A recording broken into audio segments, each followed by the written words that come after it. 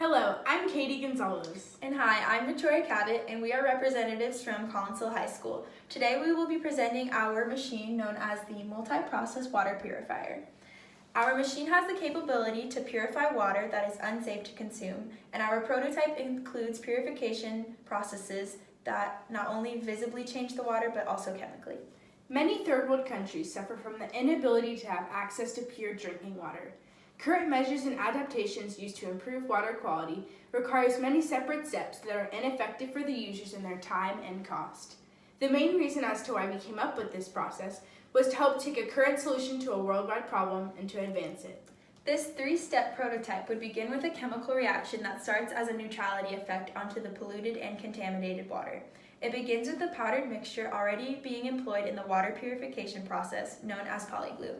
This mixture would be inserted through a plastic cylinder that is punctured and drops the powder into and cause an instant reaction. The polyglue only displaces the sediments, which is the current flaw in the process being used. Our prototype would have a sponge to absorb the flocculants caused by the polyglue so that the water could move on to the final process where the water would be boiled to reduce the chemicals present. To boil the water, a catalyst reaction with a blast match is needed.